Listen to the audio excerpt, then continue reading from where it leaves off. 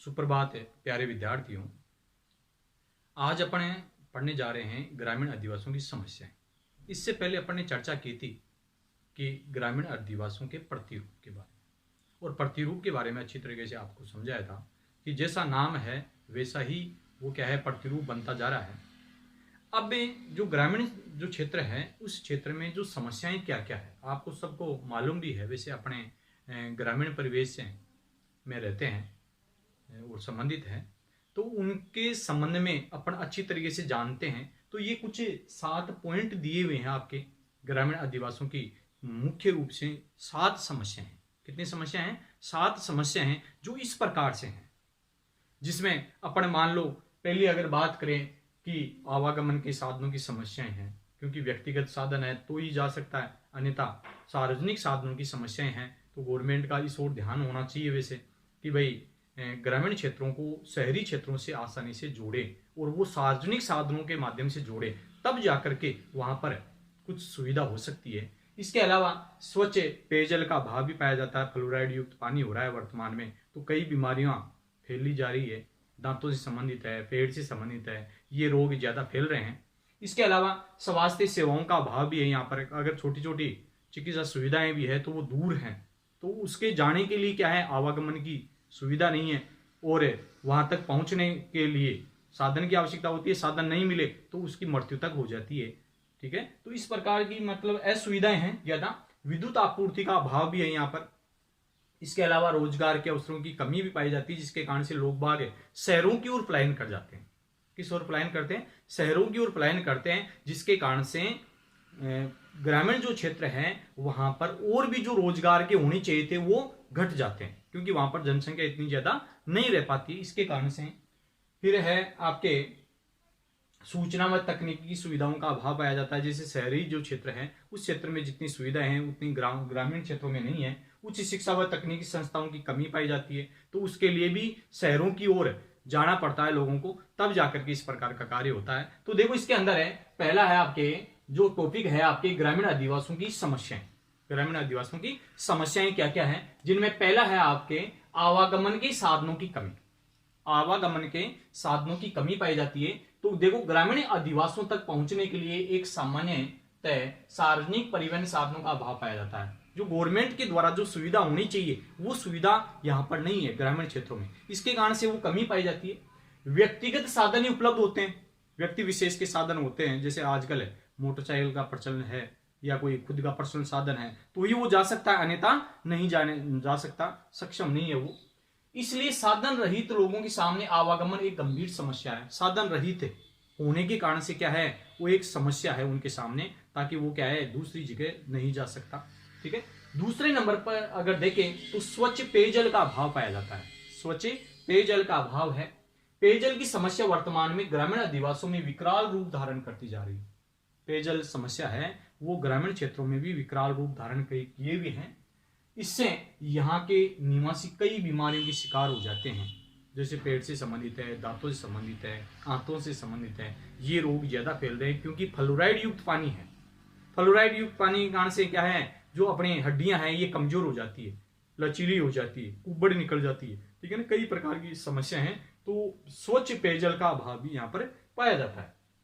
इसके बाद में देखें स्वास्थ्य सेवाओं का अभाव पाया जाता है। स्वास्थ्य जो सेवाएं हैं उनका भी अभाव है। देखो यहाँ के निवासियों को छोटी छोटी स्वास्थ्य सेवाओं के लिए समीपवर्ती नगरों में जाना पड़ता है। छोटी छोटी स्वास्थ्य सेवाएं लेनी है तो वो भी नगरों में क्या है, जाना पड़ता है उनको। आवागमन के साधनों के अभाव में समय पर उपचार नहीं मिलने के कारण मरीज की मृत्यु तक हो जाती है। अगर सही समय पर साधन नहीं मिला, उपचार नहीं हुआ उसका, तो उसकी मृत्यु भी हो जाती है। तो ये एक गंभीर समस्या है वास्तविकता के अंदर। अपने ग्रामीण क्षेत्रों में अगर देखें तो जैसे मान लो अपने पास में हॉस्पिटल की सुविधा अच्छी नहीं है और अचानक व्यक्ति बीमार हो जाता है, तो उसको साधनों के अभाव के कारण से मान लो ले जाने में सक्षम नहीं होते हैं या टाइम पर नहीं पहुंच पाते, इसके कारण से उसकी मृत्यु हो जाती है।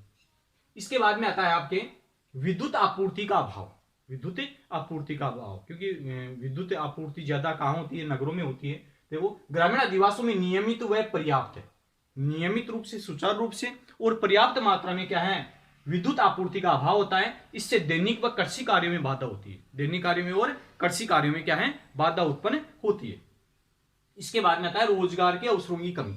रोजगार के अवसरों की कमी भी पाई जाती है ग्रामीण क्षेत्रों में, क्योंकि उद्योग धंधे हैं ये शहरों के क्षेत्रों में है, इसके कारण से इस क्षेत्र में कमी पाई जाती है। देखो इसमें रोजगार के अवसरों की कमी है। यहां रोजगार के अवसर नहीं होने से 3 प्रकार की बेरोजगारी पाई जाती है। रोजगार के अवसरों की कमी है, इसके कारण से 3 प्रकार की बेरोजगारी है यहाँ पर। देखो एक तो पूर्ण बेरोजगारी, घर पर बैठा ही रहे, कोई काम नहीं करें या कोई काम उसके लिए हुई नहीं, तो वो पूर्ण बेरोजगारी होगी। दूसरे नंबर पर आता है आपके छिपी हुई बेरोजगारी। जैसे 5 व्यक्ति है और 5 में से केवल 2 ही कमा रहे हैं, 3 बेटे बेटे खा रहे हैं और दुनिया को ये मालूम है कि 5 कमा रहे हैं। जैसे कृषि एक छिपी हुई बेरोजगारी है। 5 व्यक्ति मिलकर के 50 बीघा जमीन में कृषि कार्य कर सकते हैं, लेकिन उनको अगर कम कर दे, 4 हटा दें और 1 व्यक्ति पर निर्भरता कर दें, तो वो 1 व्यक्ति भी उतना ही उत्पादन करेगा जितने 5 व्यक्ति कर रहे हैं, अर्थात उत्पादन पर कोई प्रभाव नहीं पड़ता है। तो वो 4 लोग हैं वो छिपी हुई बेरोजगारी के शिकार हैं। अगर उनको 4 व्यक्तियों को बाहर भेज दें कमाने के हिसाब से, अगर 10-10 हजार रुपए भी वो लेकर आए तो 40,000 रुपए होंगे मंथली, ठीक है, तो इनकम काफी बढ़ेगी, ठीक है, तो वो छिपी हुई बेरोजगारी की शिकार नहीं होंगे। समझ में आ गया कि भाई ये जो ग्रामीण क्षेत्र है वहां पर छिपी हुई बेरोजगारी के शिकार ज्यादा होते हैं और अधिकतर कृषि क्षेत्र में ऐसा कार्य ज्यादा होता है। कौन सी बेरोजगारी? छिपी हुई बेरोजगारी, ठीक है। तो देखो इसके अंदर है छिपी हुई बेरोजगारी। फिर आता है कि मौसमी बेरोजगारी। मौसमी बेरोजगारी का मतलब है कि मौसम संबंधी रोजगारी मिले, इसके बाद वो खाली बैठा रहे। जैसे आइसक्रीम वाला है, केवल ग्रीष्म ऋतु में वो आइसक्रीम बेच सकता है, इसके बाद में 8 महीने वो ऐसे ही बैठा रहेगा, ठीक है। तो वो क्या, कौन सी बेरोजगारी का होगा शिकार? मौसमी बेरोजगारी का शिकार होगा, मौसमी बेरोजगार। जैसे अपने क्षेत्र में, ग्रामीण क्षेत्रों में केवल एक फसल होती है, 12 महीने में केवल 4 महीने अपने फसल होती है, इसके बाद में 8 महीने बैठा रहना पड़ता है, तो वो मौसमी बेरोजगारी होगी। जब बरसात होगी तो उसी समय वो रोजगार लगेगा, इसके बाद में वो खाली बैठा रहेगा, तो वो कौन सी बेरोजगारी होगी? मौसमी बेरोजगारी। कौन सी बेरोजगारी पाई जाएगी? मौसमी बेरोजगारी पाई जाएगी, ठीक है। तो इस प्रकार से मतलब पूर्ण बेरोजगारी, अल्प बेरोजगारी और मौसमी बेरोजगारी, ये 3 प्रकार की बेरोजगारियां पाई जाती है इसमें। युवा रोजगार की तलाश में नगरों की ओर पलायन कर कम मजदूरी के कारण नारकीय जीवन व्यतीत करते हैं। कम मजदूरी मिले, खाने में ही कई तो रह जाते हैं, ठीक है। तो इस प्रकार की नारकीय जिंदगी वो जी रहे हैं, तो उसका कारण है बेरोजगारी। उसका कारण क्या है? बेरोजगारी। इसके बाद में आता है सूचना व तकनीकी सुविधाओं का अभाव।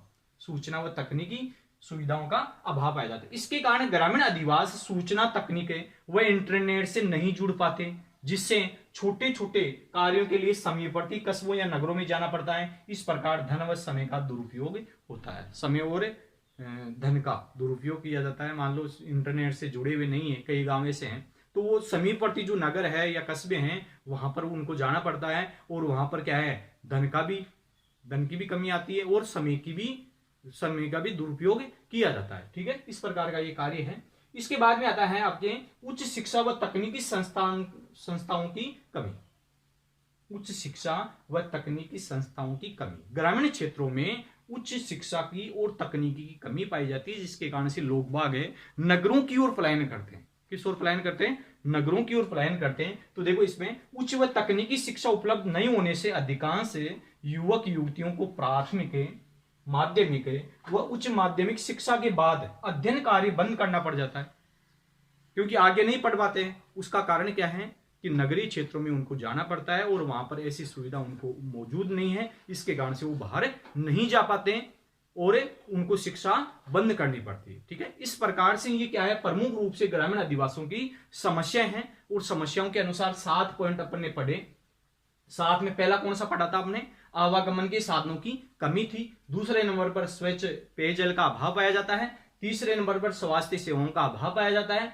चौथे नंबर पर विद्युत आपूर्ति का अभाव पाया जाता है। 5वें नंबर पर है रोजगार के अवसरों की कमी पाई जाती है।